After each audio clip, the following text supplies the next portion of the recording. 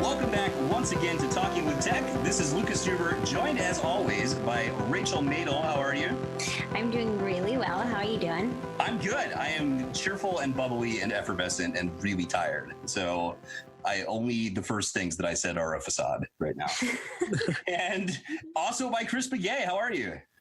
I'm fantastic. I'm feeling a little less lonely today. A little less lonely. Because I don't know if people know this, but I record in my closet because it's the best place in my house where you can't hear dogs barking and kids yelling in the background and all my clothes and my wife's clothes kind of dampen the sound. And usually everyone else records from other place. But today, Lucas, you're in the closet as well. This is the first time recording from a new apartment I'm living in Pittsburgh. And I got to say, the high ceilings are aesthetically pleasing, but acoustically not as much as you would hope.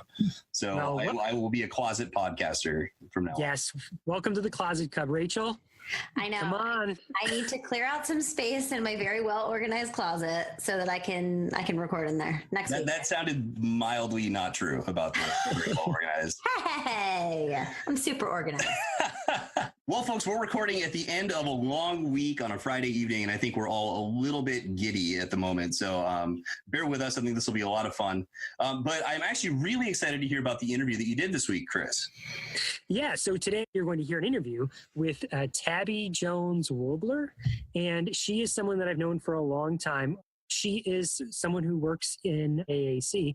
So she came over to my house. We sat at the kitchen table and we started chatting about this thing that she put together.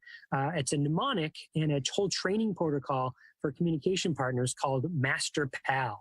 And part of that conversation that we talk about is how did she develop it? Like, how did she come up with the mnemonic? And she was saying that she went to a conference and it just kind of gelled with her. Like, she came back to her hotel room and she's just like, this needs to exist. And she started writing things down. And before long, this whole training came kind of spilling out of her onto this piece of paper that she then started putting together. And of course, it took a long time to put it together, but the inspiration came at this conference.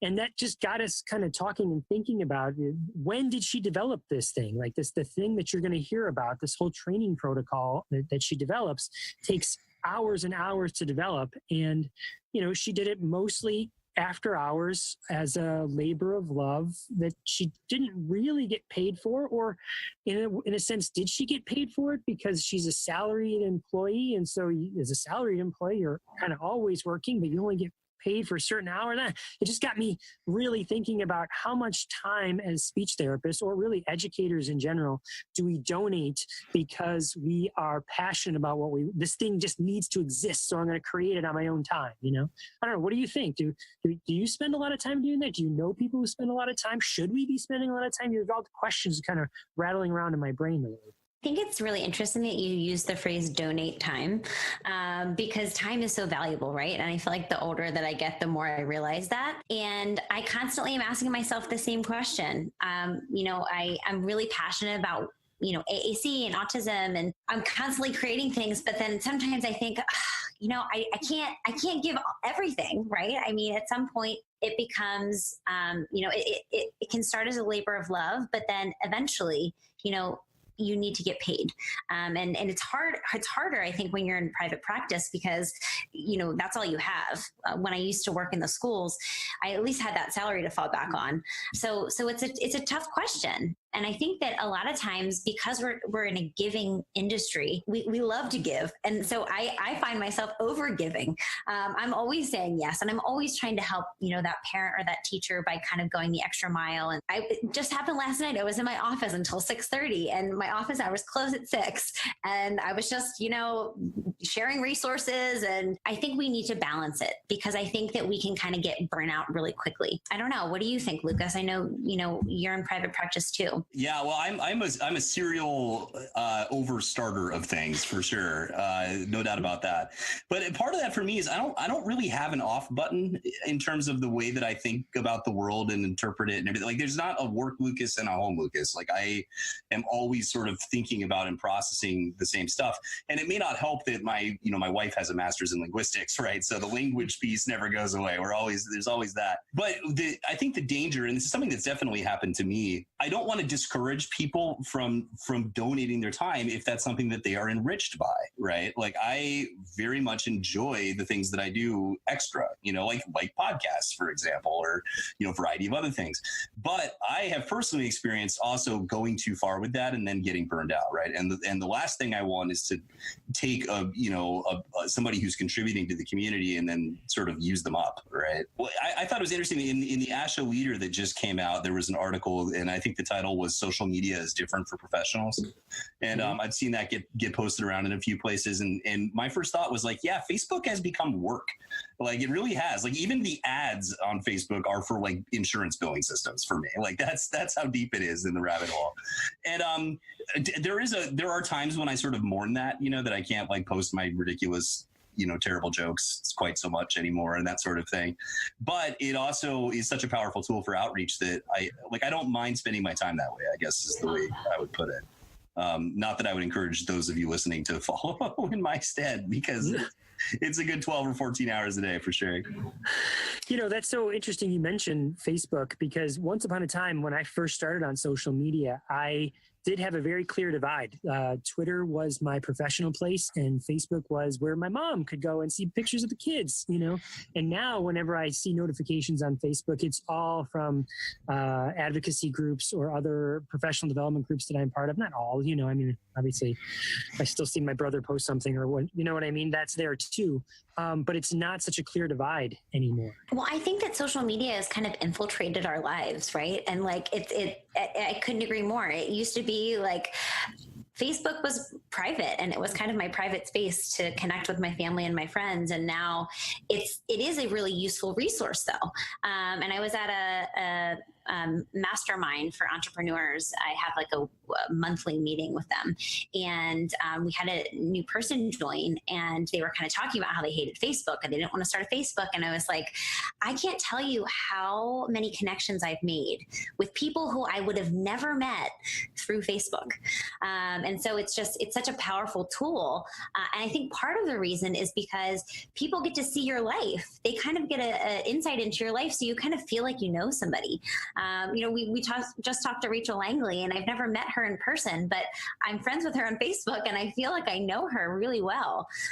So it's just so interesting how we have these tools now that can connect us so intimately. Yep. I just started a new job, and walking through the halls, I saw a bunch of people that I'd never met that were friends on Facebook with me, which was bizarre. Like 4 in a row, like really. But I mean, I don't know. I mean, it's tough, right? Because there are absolutely things about Facebook that I'm not happy with in a variety of ways, but it's almost inescapable, and it's such a professional tool, and particularly in our field where there's so many underserved folks, it often feels like the only way to reach certain families, right? Well, I'm curious though, Rachel, so you mentioned that you went to this mastermind piece that you do once a month. What value do you get out of that? I love it, honestly, because it's all people who are not in my industry. So I think, first of all, being an entrepreneur is really isolating, because you're not usually I'm not going into an office with a huge team. I have a few people that work for me, which is wonderful, and I can bounce ideas off of them, but it's a really nice kind of sounding board to come with an idea or a struggle and ask the group, like, what do you think? And it changes every month. Every time I go, I have something different that I'm kind of pondering or wondering about. And I think it's just really nice to have feedback. It's like anything else. When you're so kind of in the thick of it, you can't step outside of your own business or your own plan or your own project to kind of see big picture. And also just seeing how other people perceive that, who aren't, speech therapists. And I'm in the process of creating an online course for autism parents. And I don't really want, people who are in that space. I need people who, could just be parents that just have a child who was just diagnosed with autism. So it's really valuable feedback. That's the biggest benefit for me. I just was thinking about the ways that we all spend our time, right? And the value that you get out of that is, I mean, that's the sort of group that it wouldn't really occur to me to join. But what you just described in terms of the feedback, I think is fantastic. And, we often talk about how SLPs are isolates, right? Into them, like if you're working in the schools, you're the only SLP in the building, or maybe the 3 buildings or whatever. But we've sort of created this like archipelago online, right? Like we're, it's like I'm alone all day and then I'm in the echo chamber all night. I'm surrounded by other SLPs. And I'm not saying that's a negative thing, but it's something that we should definitely think about, right? How to involve other stakeholders. And one of the best things that I did, so I moved here from Pennsylvania about 4 years ago. And one of the best things I ever did when I moved here was went on Facebook and searched for Los Angeles-based speech therapists. And there was no group. And I thought, I was like, well, maybe I should start one. So I started a group. We now have like 200 people who have joined. And we host a quarterly brunch where I just send an invite out and we have, kind of a potluck. And what an invaluable way, an easy way to just connect with people in your own city. I didn't know anybody when I first moved here, and I've met so many people just from a simple act of, starting a Facebook group. And when people have questions, they'll post in the group, or referrals. It's a really great referral source. So it's just that connection piece, because I found the same thing. I was so isolated when I moved here. It was just me, myself, and I starting to practice. And I didn't have the connections and the network that I had when I was on the East Coast. So it's funny how something simple like that can really just make you feel so connected and connect you to the people that are kind of doing similar things to you. Rachel, when you mentioned how you go to the, what did you call it? Mastermind? Mastermind. Yeah. Awesome. That sounds like an evil villain. That does. The volcano there. Well, you brought that up. Yeah, and you said how you reach out to these other disciplines. That reminds me of once upon a time I got to do this TEDx talk, and the day before the TEDx I got to have lunch with the superintendent for our school district and the assistant superintendent at the time, and it was a big deal. Like I don't get to have we have a big fancy pants. Whoa! Exactly right. Like, oh my gosh, I'm meeting with the superintendent. Like it was a big. So anyway, I'm sitting down with them, and I'm like, this is my chance. I'm going to pitch Twitter to them, because these are like old school people. Twitter, we're talking a handful of years ago now. So Twitter was still like in the mindset of education. Most people weren't using it. And I started telling the assistant superintendent about how, it's this great thing because you connect people together and you can learn from each other and you can break out of your just learning from the people in your immediate sphere. And she said, well, give me an example. What's something you follow? And I said, well, I follow this hashtag called EduWin. So it's hashtag EduWin. And I said, what that is just educators sharing their little moments of awesome experiences. Their EduWin for the day. Today was the win I had. And she said, sounds like a lot of people sitting around congratulating themselves and patting each other on the back. And at first I was like, you just crushed this thing that I love, like reading about. And on the other hand, I was like, she's so right? Like if I just constantly watch that hashtag and just participate with that group of people, I am knowingly keeping myself in this little bubble. And what you're doing by going to that mastermind group is you're saying, no, I need to learn from other disciplines other than speech and other than education, other than teachers. I'm going to learn from these other people. And that's something I know I need to challenge myself to do even more. Yeah, absolutely. And, I'm thinking about the last brunch that we had, this SLP brunch. And when do you get a chance to sit with, 20 other SLPs and just kind of talk? And I think that is so valuable, because everyone has a different perspective. We bring one topic up and then somebody mentions a training that I'd never heard of. And it just kind of, it's so important. Just the same way as CEUs and courses and professional development is important. I think it's really important to talk to other SLPs, and that's where I think social media is really nice, because you're able to connect with SLPs all over the country and see what they're doing, comment on it. But I definitely think there's something to be said for face-to-face and the real thing, especially if you're in a school district where you might not ever see another SLP, except for staff meetings and things like that. now that I'm thinking about it, actually, I think I've always been a connector, because when I was working in the school district, I did the same thing. I was like, let's all get together and have a resource day where we bring all our resources. That does not surprise me. So now it's probably my personality, but it's just such a great thing. And it's really doesn't take that much additional effort. We kind of started this talking about donation of time. And I think that one way we don't have to donate so much of our time is that we don't have to reinvent the wheel. We don't need to make, 100%. All these brand new materials that somebody else has already made for us. We just need the insight and the connections to figure out what's out there and how we can use it to be more efficient, I think. Absolutely. Well, I was going to say, so, the way that we sort of started talking about social media, which I think is actually kind of funny, because the context of this was about ways that we spend our time when we're not working. And that's a lot of it for sure. And again, it feels like work, but, the real context, going back to Chris's interview is the materials generation piece, right? Or curriculum generation. And, I think that there's some obvious, so there can be financial benefits, right? Whether that's teacher pay teacher or you're publishing or whatever that might be. But then there's this also, I guess, what I would call intangible, right? And the first one I would say is what you just described, just in terms of time saving, right? So you already have these things built. And I, for one, hate not reusing things once I've built something that works. I would love to just replicate that. But a second intangible too is, and I think you alluded to this, Chris, but is career growth, right? So I don't think that I would be where I am today as an SLP if I hadn't put myself out there for years. And so partially can just be visibility, but I guess my point is that there are benefits to it, not to mention the maybe final and most important one, which is just, personal enrichment and the fact that you maybe enjoy doing it, right? And something else that I always think about too is when you kind of go just a little bit above and beyond for a family, it solidifies your relationship.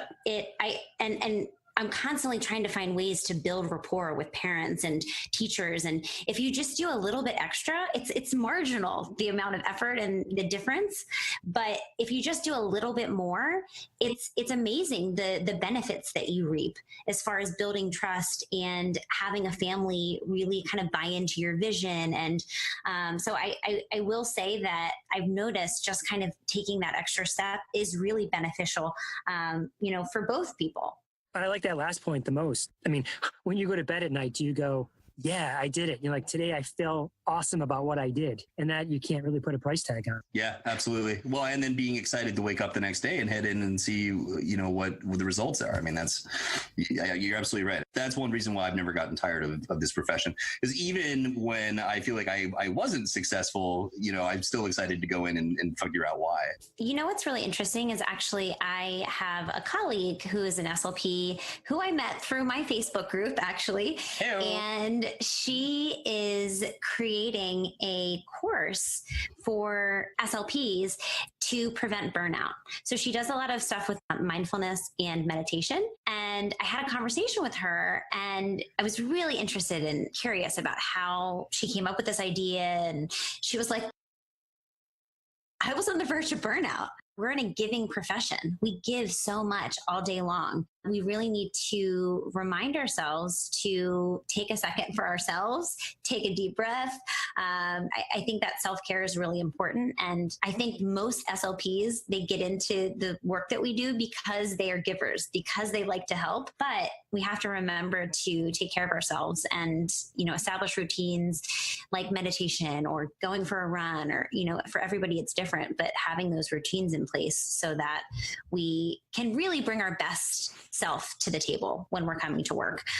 Because burnout, it's not good for anybody. We can't be effective SLPs if we're burnout. I like how everyone always references meditation and running for those things. What about just watching garbage television or yeah, individual differences. Exactly. I mean, come on, we all relax differently, right? I feel like this has been, a good conversation. I think we hit on a couple of different things. First of all, the power of social media in a variety of ways, which can't be underestimated, I think, for better or for worse. And then also this theme that it can be good to give, right, but not to give all of yourself. And I think that's a message that we all, need to hear from time to time. Certainly, I needed to hear it today, honestly. So. I appreciate it. For those of you out there who are the overachiever types, we do have a little bit of an announcement actually this week in that we have merged with an organization called Exceptional Ed. And one of the things that we're able to do now, if you are so inclined to share your message, is to facilitate that by providing an avenue where you could share, provide CEUs, that sort of thing. So contact us if you're interested, tech@speechscience.org. But without further ado, let's listen to Chris's interview with Tabi JonesWohleber.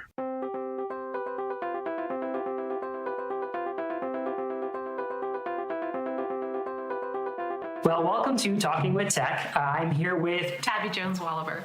So let's tell the story how we met, because I think that is so much fun, don't you? It's actually very memorable because it's the only time in my life I've ever met somebody who did what I do outside of a professional environment.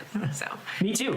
But we struck up a conversation, and I recall that you were like, wait a minute, I've got something, and you ran out to the car and you came back with a stack of your tip-a-day calendars. Yeah, carry those in the trunk all the time just in case. But yeah, and I got back and I handed them out to everybody at work, and they're like, what is this? Where did it come from? And I'm like, you're never going to believe. I think it's such a good story to tell, because how often do we not strike up a conversation, you know? And then who do you not meet because you're not having that conversation? And because we did, now we're like friends, you know? And our paths have crossed so many times. Yeah, how many conferences, and it's been a great, you know?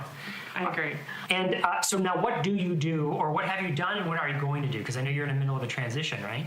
Kind of, yeah. I work for Frederick County Public Schools in Maryland, like I said. I am an assistive technology. I'm on the ACT team, so the assistive technology team.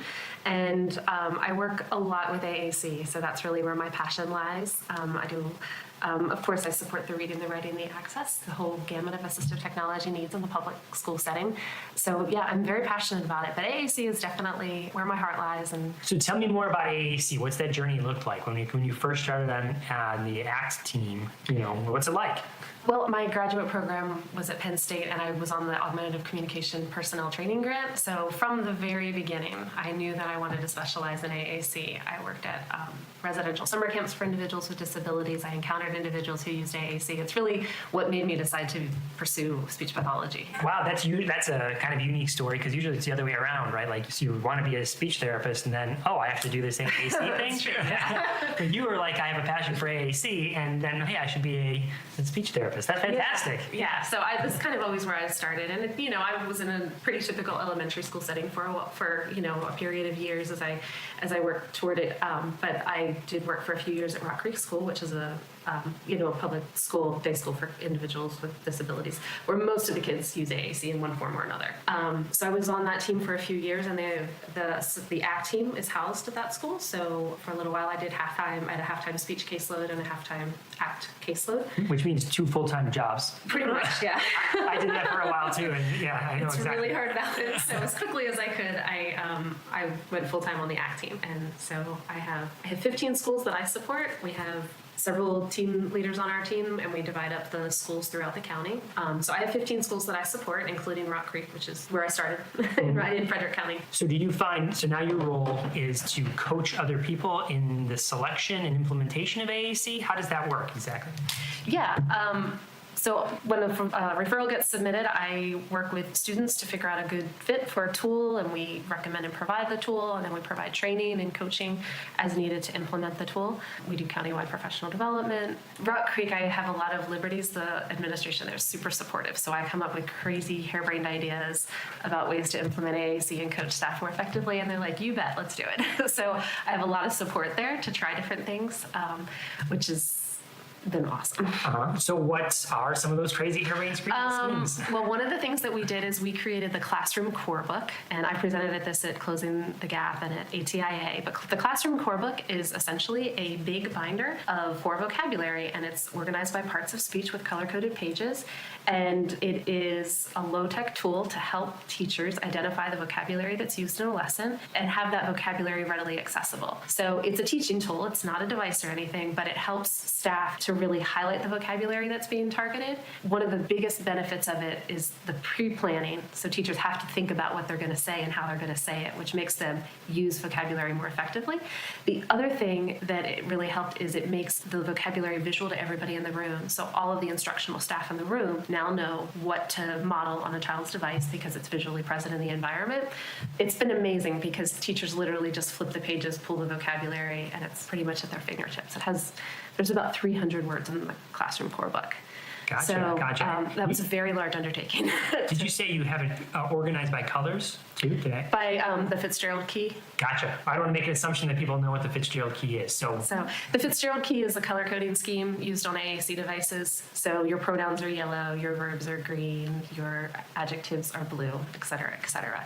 So we use color-coded paper. The symbols themselves are color-coded, the removable symbols, but the pages that they're stored on are color-coded so that you can look from the edge, be like, I need my adjectives, and you can just flip to the blue section. Gotcha.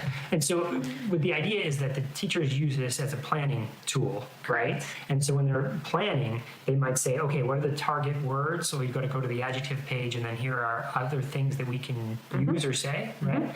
So people could replicate this and make it. Yeah. It's available, let's see, I did a post on Practical AAC, but then I updated it, and all the updated templates are on Teachers Pay Teachers. My store is Communication Actualized, and Actualized is AAC actualized. Awesome. We'll make sure we have that linked. We'll make sure we have that linked in the show notes. So all the templates are on there. They're free to download. So that's one tool. That's one. Another thing that we did was called core collaboration. And then what happened was once we put these core books out there, everybody in the school got one, every teacher, every SLP. And it was cool, but initially there was a little bit of a struggle to figure out, how do I use this? Like, what purpose does it serve? How do I incorporate it? You know, implementing AAC has such a large learning curve for everybody.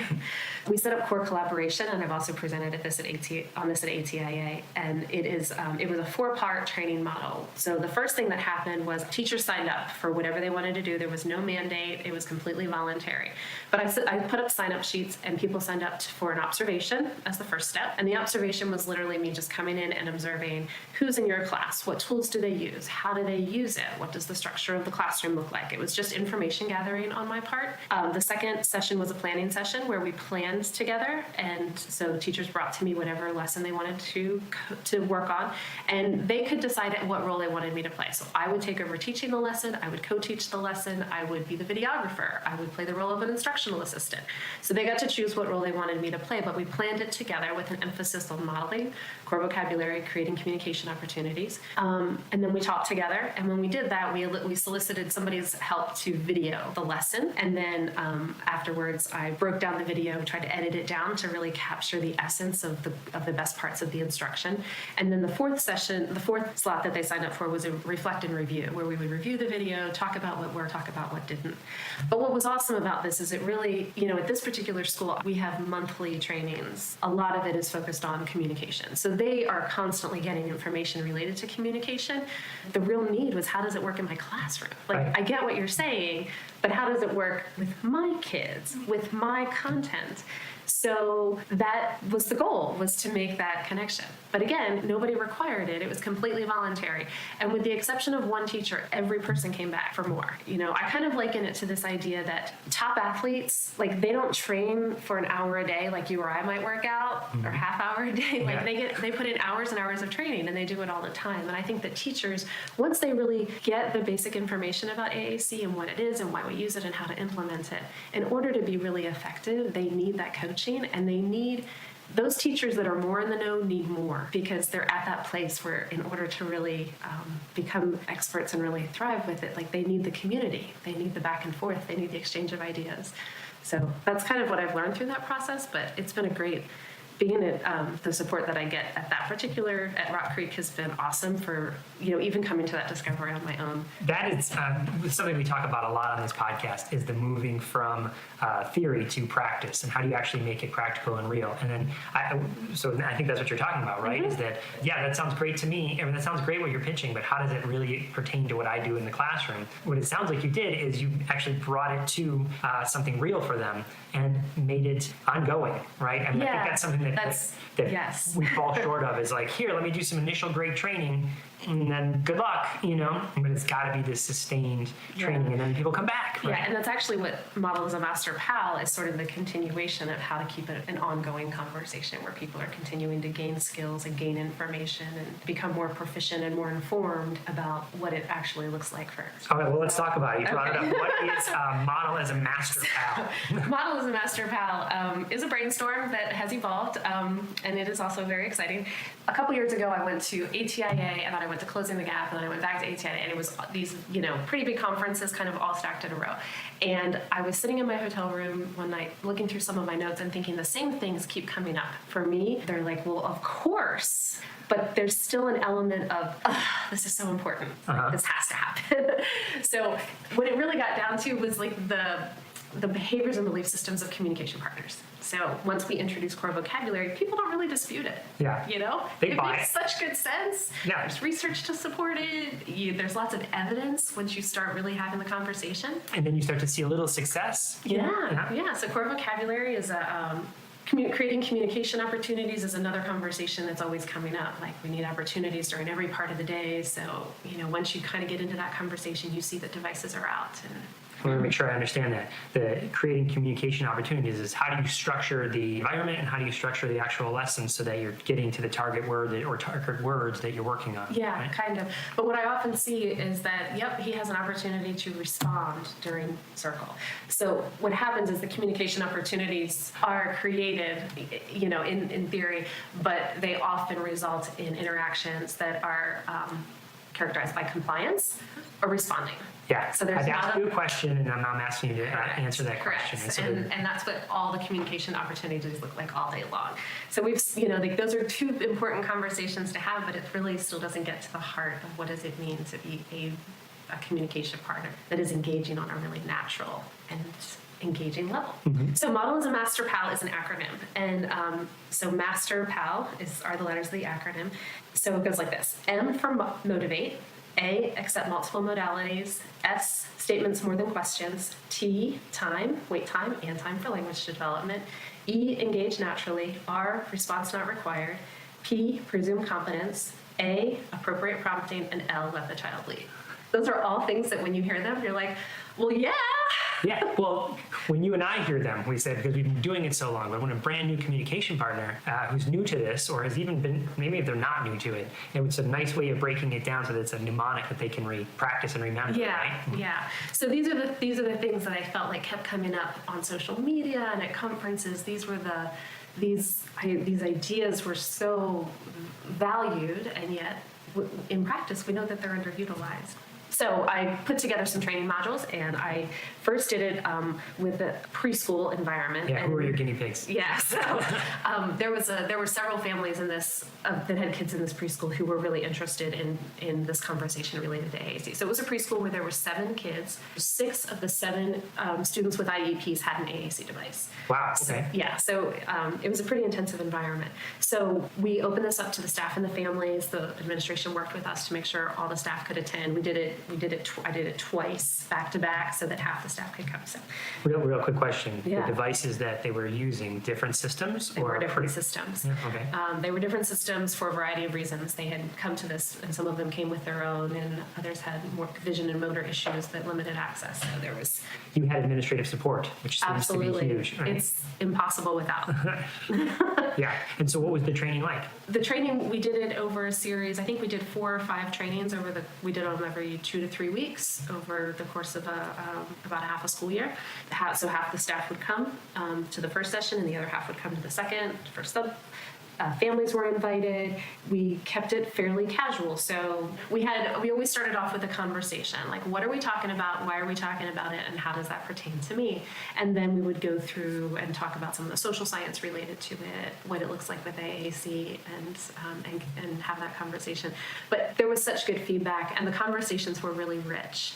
because it provides a framework for discussion. And I think that that's one of the most important things. So it's more of an interactive discussion than like you give talking points, you make a few points, and then like, what do you think? Let's talk about it. How does it actually? Yeah. So much better training anyway, right? I mean, again, not just specific to AAC. Any training is like that, right? Who wants to be sit and lecture? So true. When you say staff attend, and you said families and staff, does that mean the paraprofessionals as well, or is it just teachers? Gotcha. Everybody's invited. The first time it was just a conversation, and I realized that wasn't going to work. The second time we did it with staff and families. The third time we did it during 2-hour early dismissals. So we targeted those times because the instructional assistants, paraprofessionals, are available during those times. The idea is that this is really appropriate for any audience. It's really about having that conversation. You really want the people who are there with the students the most anyway, right? I mean, the speech therapist is more of I think, moving into a coaching role in the first place. So it would be better if they were there so they could also continue on coaching. But if not, at least you have the people that are going to be working with the kids directly, right? And the families, which is huge. But I think that gets left off. Yeah, and moving forward, we're looking at setting it up for next year as maybe a 4-credit course, or at least a course that SLPs can get CEUs for. So it'll be, again, an ongoing series. Huge. So that people can continue to have this conversation. When I get the call or the email that says the device just isn't working, my question usually has nothing to do with the child or the device. It's how is it being implemented? Yeah. What are you doing? What the staff doing? Let's look at the environment and let's look at the interactions of the people. Yeah. Because I think that's really where it lies. And inevitably, if I go in and work with a child using their device, attending to some of these behaviors and I hold these mindsets, it looks different. So I leave and I'm like, wow, that was really, he doesn't usually do that. That's not how this was a really good day. Right. And I'm like, well, I think this is where we need to be looking. It's a really good day because I followed these principles. And if you follow these principles, you'll have many more good days. Pretty much. Yeah. So let's talk about them again, because we went over them really quickly. Okay. You opened up to you have a book, first of all, right? And you also have a digital. So let's talk about that. Okay, so there's a digital folder that has everything in it. There's a Start Here folder that gives you instructions. And the Start Here folder also has all of the modules laid out with all of the links to all of the resources for that module and about how much time each module will take if you follow it per the way that it's laid out.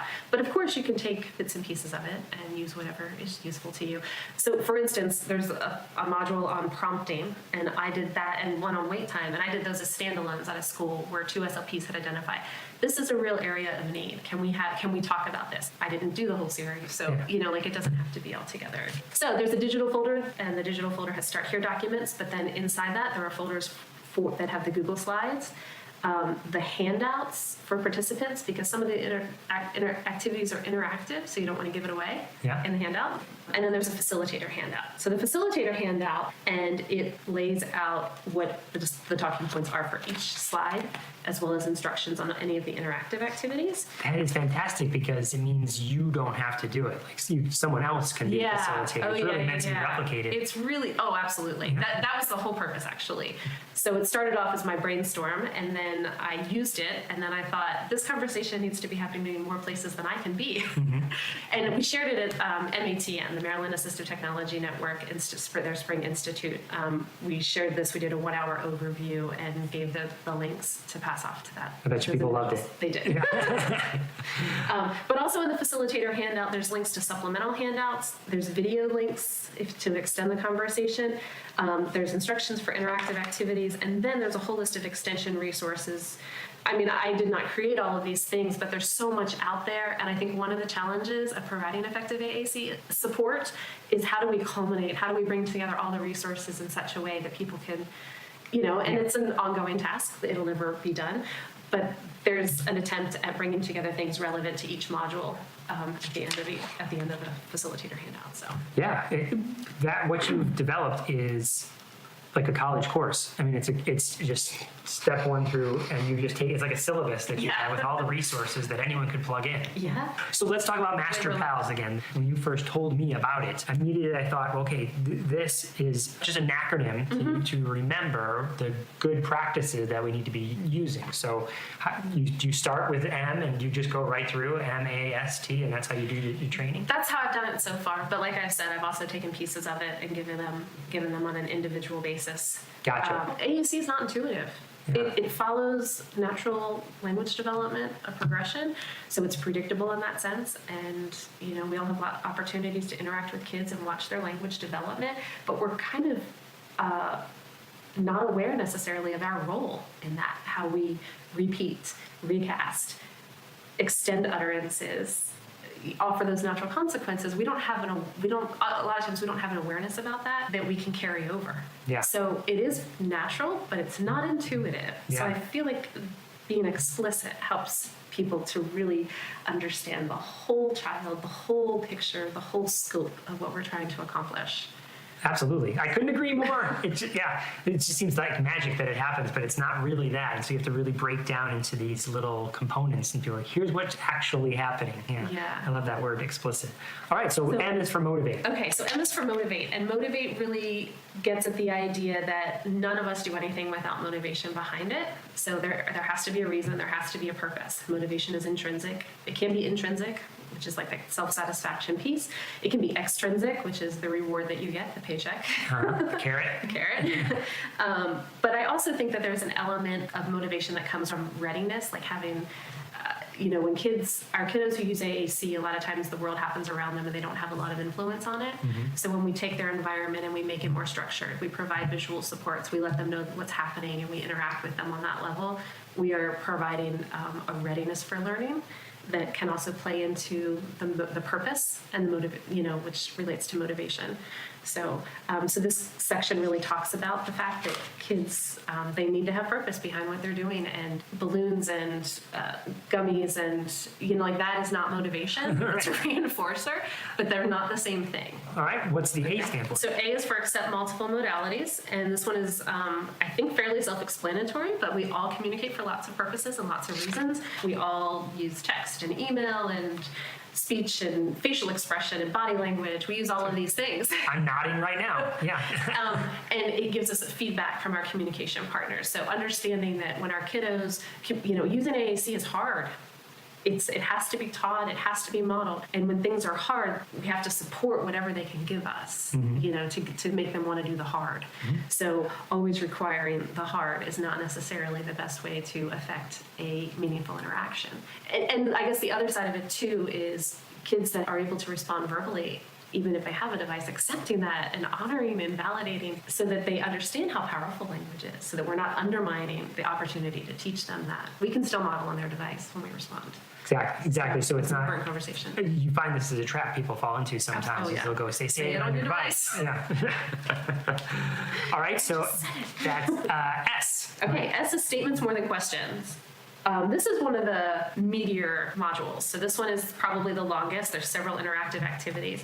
But the idea here is that responding is not the way that we engage with one another. We ask questions, but then we elaborate, we comment. We do so many things when we are engaging with one another. And statements, if you're always asking a child questions, you are backing yourself into a corner because they only have one way to respond. And if they can't respond that way, then it's hard to keep the conversation. It's also hard to create personal opportunities to model, to create the learning that needs to happen. Yeah. So Mari Nevers did a webinar with the Angelman Syndrome Communication Training Series. I don't know if you're familiar, but it's an amazing training series. And she did a 30-minute-ish webinar called Don't Ask, Do Tell. And it is really powerful. It's really powerful. So that's referenced several times in this module. And there's a couple pieces of it that are highlighted as some great talking points about this conversation. But there's several interactive activities in this module to really help us understand how important the learning is. Mm-hmm. The other thing that really comes out in this module is the idea that in order to teach AAC, you have to teach before you can ask a question. Yeah. You have to make those statements, offer those descriptions, give a definition. You have to use that core vocabulary, enrich discussion before you can test a child. I think of a story. I was called to help a teacher, and she was doing the classic WH questions was her goal. And she said, this is what she was working on. And she's like, so Chris, I keep asking these WH questions, and he's not answering. He just doesn't know them. And I'm like, that's because you're not teaching him the answers. So it was like, who is a fireman, or what does a fireman do? And it's like, did you teach him what a fireman does? Because if he doesn't know what a fireman is, then... And even if he does know it but doesn't know where to get to it, if he's using a device or that adds a whole extra Yeah, layer. Absolutely. But it's something with teaching is teachers for some reason seem to drift more to asking those questions. I think there's even some research, and I've been on the hunt to try and find it, because it's one of those things like you read the research, you don't keep it, and then where is that again? Because I need it. I need that. Yeah. Where someone had done the research where they had observed teachers and with students using communication devices, and they found that the number of questions was just way higher than when talking to speaking students. The thing that I always try to talk to teachers about is teach amply before you test, and every question is a test. So it comes into I wonder, not to divert here, but just, and I wonder if it's in your modules or if this is the place where you also talk about it. I can see teachers going, okay, great, I will teach, and then I'll ask questions at the end. Like you said, maybe it's a 7-to-1 ratio, 7 teaching to 1, then I'll ask the question. What I often see in classrooms, and I'd be curious if you see the same thing, is that, okay, so you've told me to model on the device, so I'm going to give a lot of commands on the device, like sit, go, get your thing, you know what I mean? Where it's, which to me is like bossing the kid around using their talker. Yes, exactly, which makes me think that's the last thing I'd want to do is touch that talker. If you told me, whatever, that communication device, if you're constantly barking orders at me with it. So yeah, actually that is not in here, but I've had several conversations in the last probably 6 months that have made me think, maybe that's something. Yeah, that could be added. Yeah. All right, so what's next? The next one is time. Time can be divided up into 2 separate modules. One talks about language development. The other talks about wait time, because they're both really important. I think that is not well understood by a lot of the people in the trenches who are tasked with implementing AAC, is what does natural language development look like. Mm-hmm. So, those first words that kids say really are powerful words, and a lot of times they're what we would call fringe words. It's like mama, cup, ball, but those are imperative. Mm-hmm. They have to have those words. We can't default to core alone without giving them the things that are really meaningful. But it happens so quickly that those words get enveloped by the core. Yeah. Ball, I want it. Yeah, that. I mean, it happens within like 6 to 9 months after kids have their first word. So it happens very quickly, but each step along the way is part of the process. Mm-hmm. So understanding that process and understanding what we as communication partners do, how we respond to those early communicative attempts, influences the way that language develops. So again, that repeating, reframing, extending, responding naturally to those utterances is how language develops. So I find that breaking that down and, again, making it very explicit is a really, really important conversation. Yeah. One of the things that really gets people is when you have the conversation about the child in your life who says, with the perfect intonation of a familiar caregiver. Right. That really gets people thinking, how did they learn that word? It's not like we taught it to them, but we did because we modeled it. Yes, intentionally or not, and for whatever reason it's meaningful. They always use it with appropriate context and intonation when they do that. So I think that those conversations are really beneficial. Yes, that sticks in people's minds. It sticks. The other part of time, obviously, is wait time. So for this part of the module, I highlight Kate Ahern's umbrella. I'm nodding because I'm familiar, but let's describe it for people. Okay, so it's a graphic, and it has an umbrella at the top, and that first umbrella is motivate, and then it goes through the hierarchy of prompting, and between each level there's a little arrow down and it says wait. So giving that wait time, the expectant pause, the expectant look, with AAC, I mean, there's so many reasons. There's the need to process. There's the need to recruit the motor activity. There's the need to visually attend and take in what's being presented before, a child is going to effectively engage with their tool. Yeah, I love that you're bringing this part into the whole training, because it is, again, one of those things that's sort of invisible, and now, like Kate did with that visual, and what you're doing in the module is bringing it to the forefront, so people have to think about, okay, I'm actually going to wait, because otherwise it's too easy to just move on and feel that uncomfortable silence and want to fill it, Yeah, and that's talked about in there too. I have a video of a child who is using a switch to turn on music. So highly motivating, and his wait time is 55 seconds. But as he is waiting, he's looking at it. You can see him turning his head. You can tell that he is recruiting the motor coordination, and it takes him 55 seconds. But when he finally hits that switch, his arm comes like a flash and just nails it. It's so spontaneous when it does happen, but that wait time is essential. Absolutely. And if someone had jumped in, he'd have to start all over again. Yeah. Exactly. The E is engage naturally, and engage naturally there's so much to engage naturally. This conversation is there's lots of different pieces to it. So part of engaging naturally has to do, again, with that language development piece. So that's touched on. Engaging naturally addresses semantics. So some of the language that we use, like hit the button rather than what do you have to say. Mm-hmm. So is it a motor task or is it a communication task? Right. Engage naturally talks about what kinds of communication opportunities are presented. Is it just comment, or is it just respond compliance? So how do we move away from that and engage in the learning and in the social aspect of engaging with one another? There's also a piece of this that talks about how do we build emotional confidence with our students. So there was a really great research article that I read. It was published 2 years ago, and it's looking at how do we support emotional confidence in the vocabulary we use in AAC devices, and the need to not just identify an emotion, because a lot of times that's how emotional confidence goes. Mm-hmm. You know, how do you feel? Yeah. I'm mad. Okay, you're mad. Time to get back to work. Yeah, exactly. Now what? But really, it's about how do you feel? What happened? Let's talk about it. Mm-hmm. And then what can we do to make it better? So really engaging the child in that understanding, just as you would your own child or grandchild or niece or nephew, but how do we really honor them as an individual and give them the language to help them process and understand?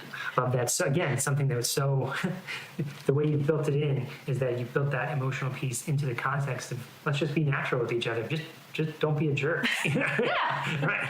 Yeah. Again, I could talk all day about that. I know. We could have a podcast episode on each one of these. We could. We definitely could. So response not required is actually very closely aligned with the statements more than question piece, I think. So response not required is just the idea that sometimes we need time to take in what's being said to us, and we may not have a response. And I think that plays out in our own lives lots of different ways.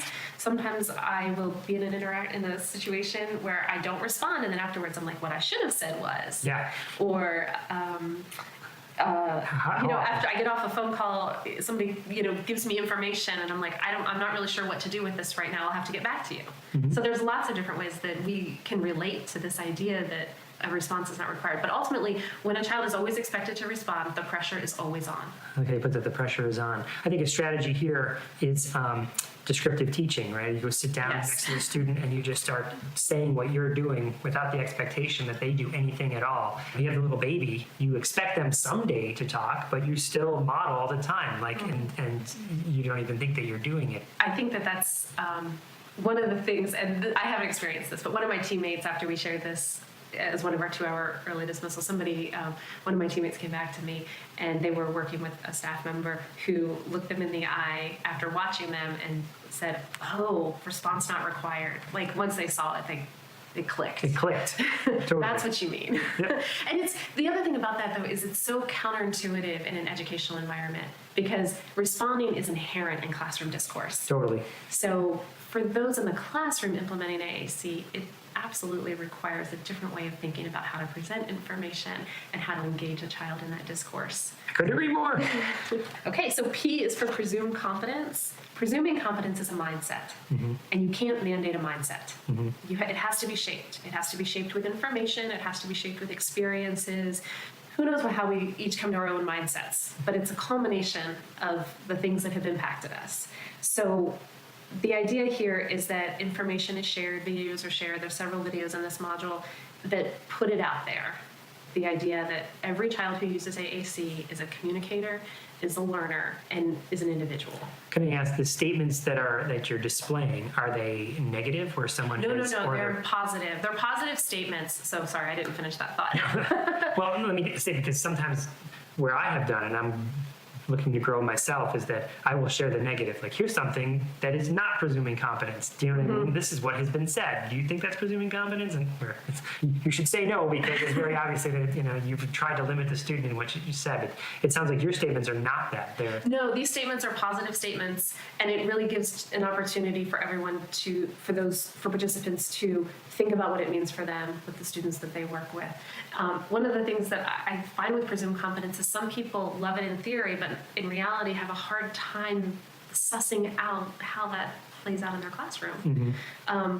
Or people who completely misunderstand what it means. So presuming competence means that I think he should be doing 8th grade science when he has clearly demonstrated that he cannot do 8th grade science. Mm-hmm. But what I understand presumed competence to mean is providing opportunities and access to learning spaces that are inclusive, that are always allowing the child to grow. This is where I start when I do trainings, because I want this to be, and I understand it would be Pastor Mal if we changed it around, but You don't have to start at the you know, yeah, you jump around because without this, everything else becomes like, they can't do it. I That's can't. absolutely true. A is for appropriate prompting. So the idea here is that prompting goes, you can have a least to most or a most to least. It really depends on where the skill set is. But providing prompting does not replace modeling for the sake of teaching. And hand over hand is really counterproductive for teaching AAC. So there's discussion about hand under hand and how that actually achieves the perceived goal of hand over hand. So hand over hand, if you're trying to teach a kiddo a motor plan, if they're resisting, they're not learning it. Like the wires aren't firing to learn that. Yeah. And if you are taking control, then they're going to relinquish control. So they're not learning it either. There's nothing firing.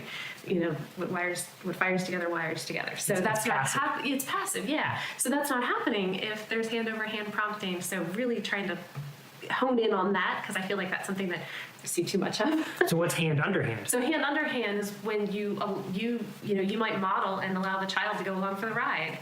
Have their hand on top of yours. You can't see what she's doing, but yeah.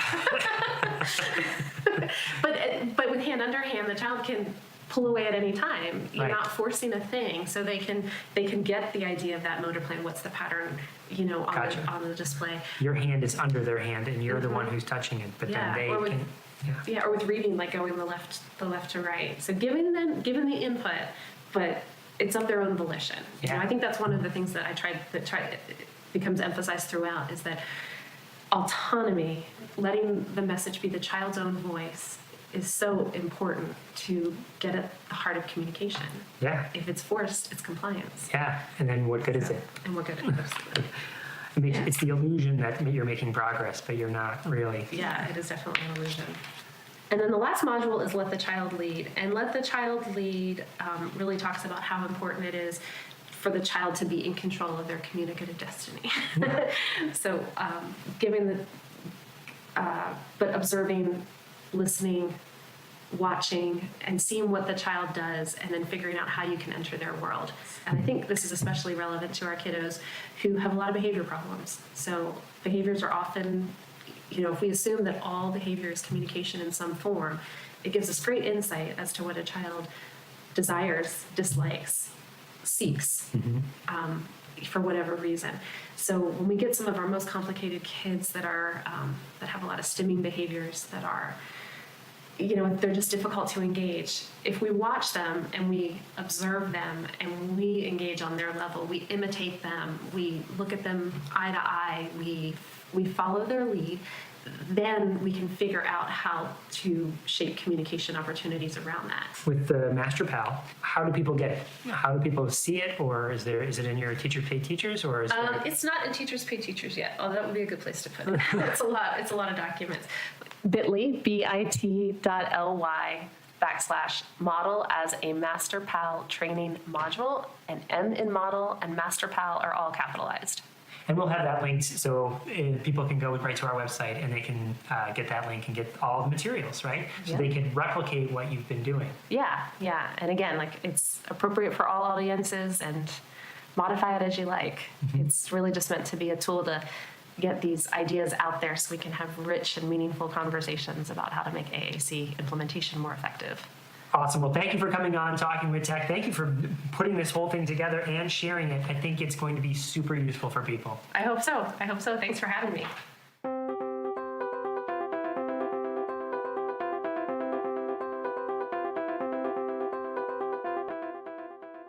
All right. Well, welcome back. That was a fantastic interview. I think that, I mean, we have all this research that indicates the importance of peer and partner training in AAC, but not a huge amount of curriculum, right? So, I mean, this is enormously important effort.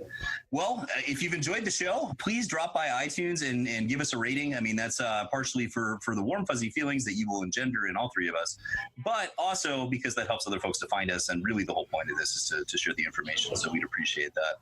And then track us down on Facebook too. We have a group and a page, Talking with Tech. It can be pretty lively in there. We'd love to answer questions. We like to answer questions that way because everyone can see them, and benefit also from the answer.